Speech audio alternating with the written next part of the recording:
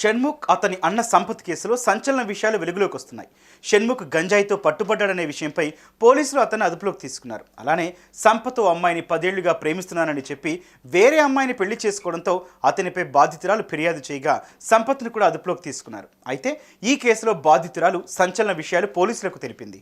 ఏ పనినైనా professional గా పనిచేసే వాళ్ళు కావాలా? మీకు దగ్గరలో ఉన్న ఎక్స్పర్ట్స్ తో వెంటనే కనెక్ట్ అవ్వండి. ఇప్పుడే టాస్క్ యాప్ ని డౌన్లోడ్ చేసుకోండి. వాస్తవానికి షణ్ముఖ్కు ఈ యువతి సోషల్ మీడియా ద్వారా పరిచయమైంది. అలా సంపత్కు కూడా పరిచయమైంది. ఇరువురు ప్రేమించుకున్నారు. ఈ క్రమంలో తనను పెళ్లి చేసుకుంటానని నమ్మించి తనపై లైంగిక దాడికి పాల్పడ్డాడని ఆరోపిస్తోంది బాధితురాలు. రిసార్ట్ ట్రిప్స్కు తీసుకుని వెళ్లి అక్కడ కూడా తనపై పలుమారు లైంగిక దాడికి పాల్పడ్డాడని, ఒప్పుకోకపోతే ఓసారి మెట్ల మీద నుంచి తోసేస్తే చెయ్యి ఫ్రాక్చర్ కూడా అయ్యిందని తెలిపింది.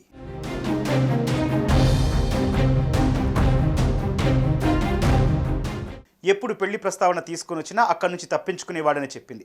3 ఏళ్ల క్రితం తనకు సంపత్తో పెద్దల సమక్షంలో నిశ్చితార్థం కూడా జరిగిందని చెప్పింది.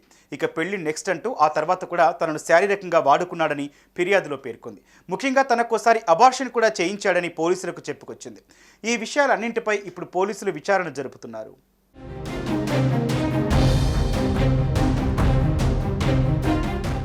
రెండు రోజుల క్రితం సంపత్ తండ్రి తనకు కాల్ చేసి సంపత్ వేరే పెళ్లి చేసుకున్నాడు, నువ్వు కూడా వేరే వ్యక్తిని పెళ్లి చేసుకో అని చెప్పాడని, ఒప్పుకోకపోతే బూతులు తిట్టారని ఫిర్యాదులో పేర్కొంది. సంపత్ను కాంటాక్ట్ చేసేందుకు ప్రయత్నించినా కూడా రెస్పాన్స్ కాకపోవడంతో 10 ఏళ్లు తనను మోసం చేశాడంటూ పోలీసులకు ఫిర్యాదు చేసింది.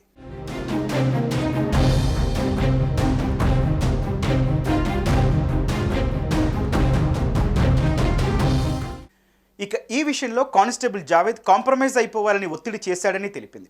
తన పాత్ర ఏంటో కూడా తెలుసుకోవాలని, ఈ విషయంలో తనకు న్యాయం జరిగేంత వరకు ఊరుకునేదే లేదని తెలిపింది. అంతేకాదు తనకు ప్రాణహాని కూడా ఉందని చెబుతోంది.